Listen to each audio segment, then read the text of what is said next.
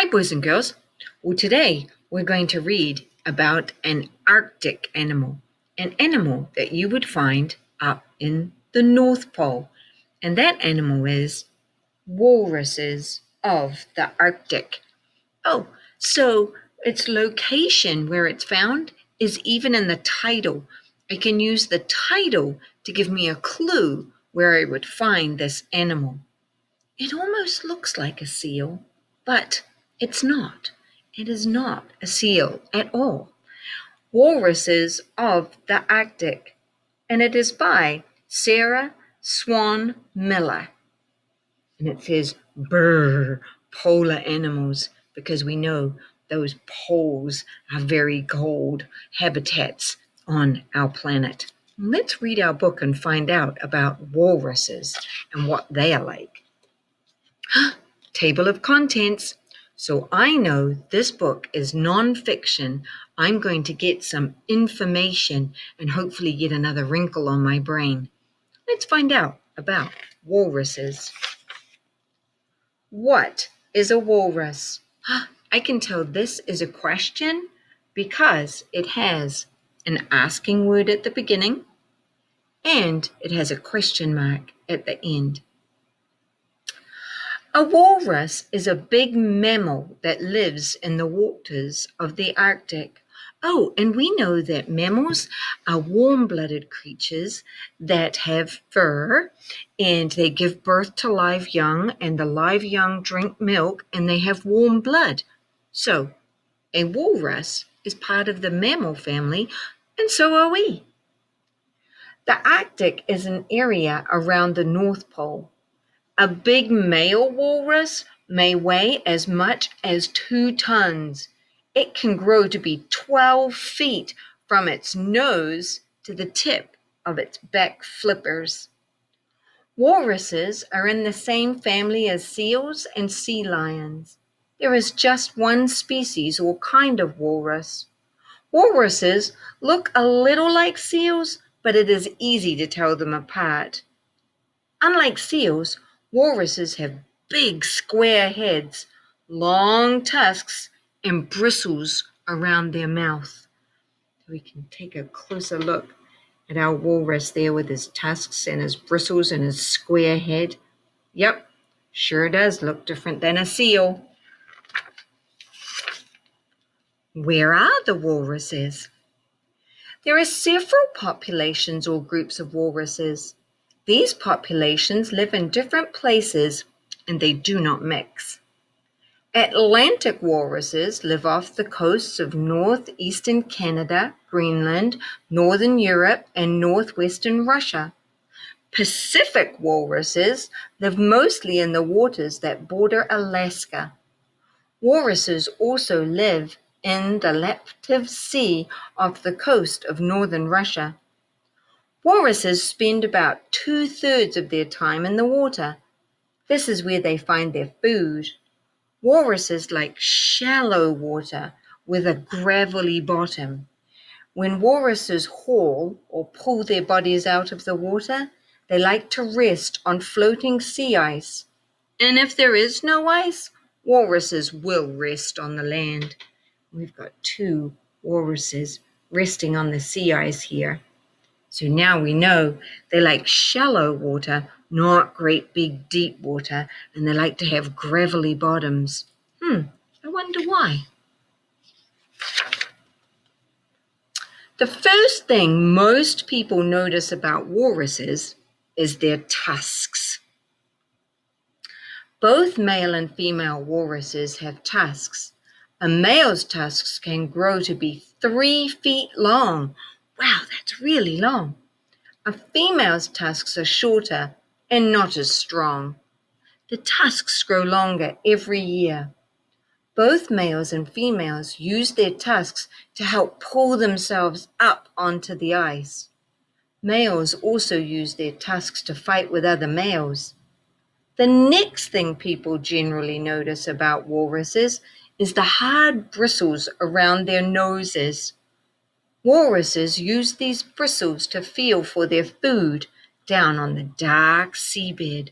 So we can see those bristles around their nose and they use those to feel vibrations and feel for food at the bottom of the ocean. Wow. Wonder if it's kind of like having fingers that feel around.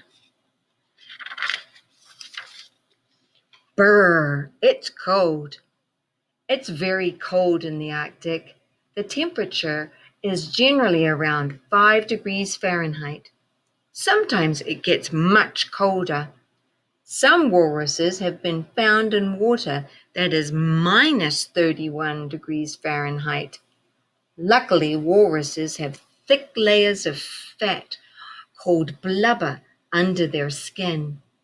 Blubber acts like a coat to keep out the cold and hold in the animal's body heat. In the winter, a walrus's blubber might be 6 inches thick. Wow, that's a little bit longer than my finger. So can you imagine wearing a jacket that is 6 inches thick all around your body to help keep you warm? When a walrus is in cold water, less of its blood runs near the surface of its skin. This also keeps the walrus from losing too much heat to the water around it. So that's why they're so big and round, to hold that blubber and to help stay warm in the Arctic waters. Oh, cool. We get to see a walrus in the water.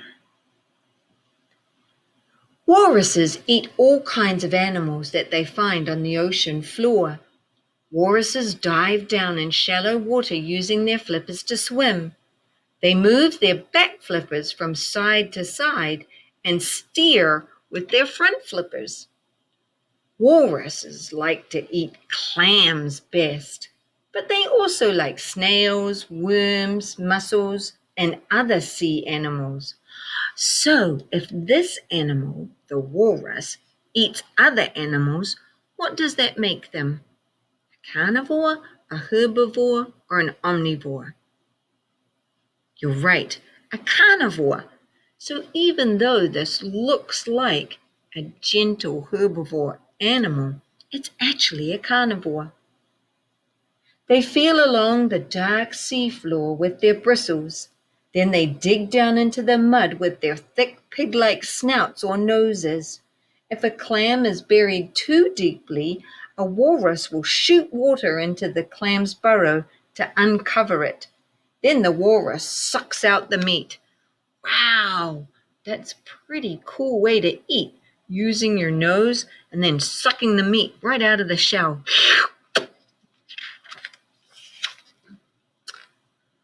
Walruses love being with other walruses. Oh, that means they're pretty social like us. They live in a group. Hundreds, even thousands of walruses will haul themselves up onto the ice or land and rest together. They use places called haul-outs to do this. Walruses often snuggle or nuzzle with each other. They love touching each other with their flippers. Even when it is hot, they huddle together and climb on top of each other. Wow, that you would think that would be too hot. They make deep grunting noises to each other. Walruses hunt in herds too. Sometimes they will share food. If one is attacked, the other walruses will come to help it.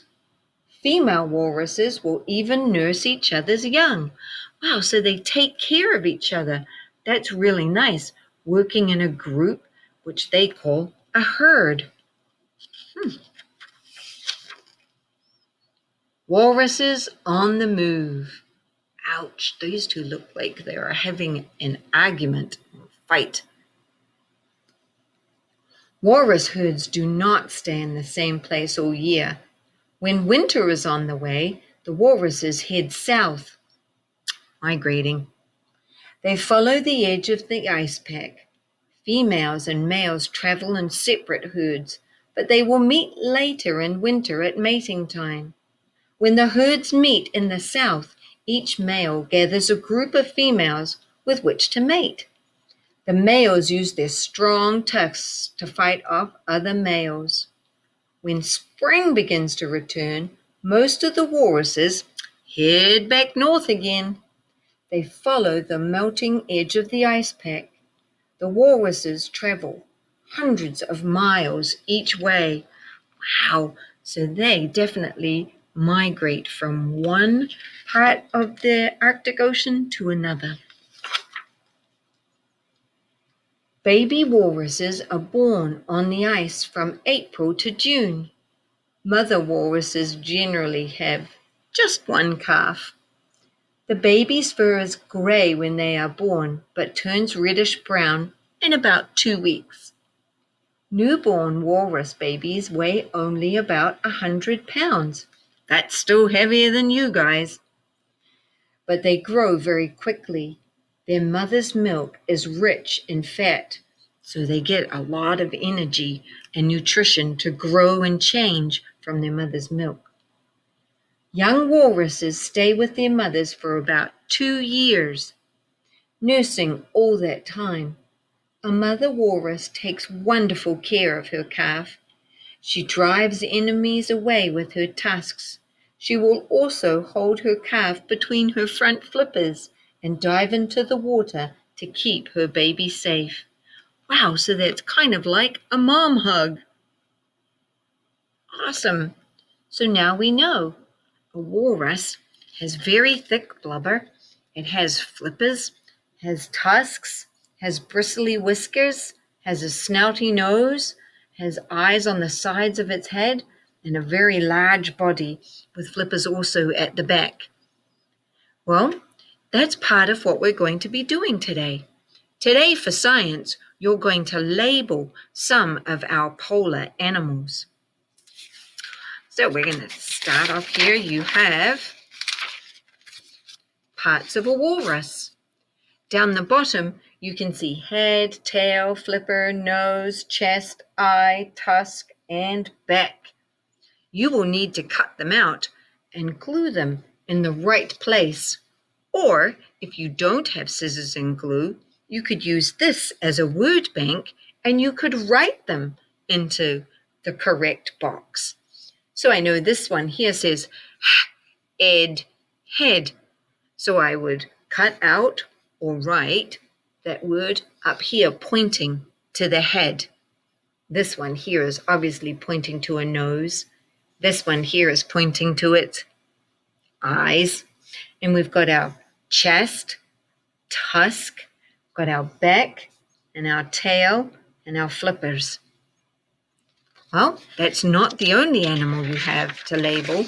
There is also our friend, the Arctic fox. It has paw, nose, tail, leg, eye, snout, head, and ear. You'll need to do the same thing here. Either cut it out or write it in the correct box, labeling to the correct part. Make sure you're watching where those arrows are pointing. And then last but not least, our South Pole friend, the penguin. This one has the words on the edge here to help you. Once again, you can either cut them out and glue them or write them in the correct box. But you'll also need to finish the sentences that tell us about the penguin. So one says, I am a penguin. I have webbed what? Feet. F-E-E-T. And the tall boxes represent tall letters, and the short boxes represent short letters. I can slide on my belly. I use my beak to catch fish. I have black what? What do you think he would have black of? Right. I use my to swim. I am a bird. All right. So find those words, label those animals for us. That's your science job today. So that's what this packet is for. Okay, boys and girls, get to work labeling those animals. They're looking for their parts.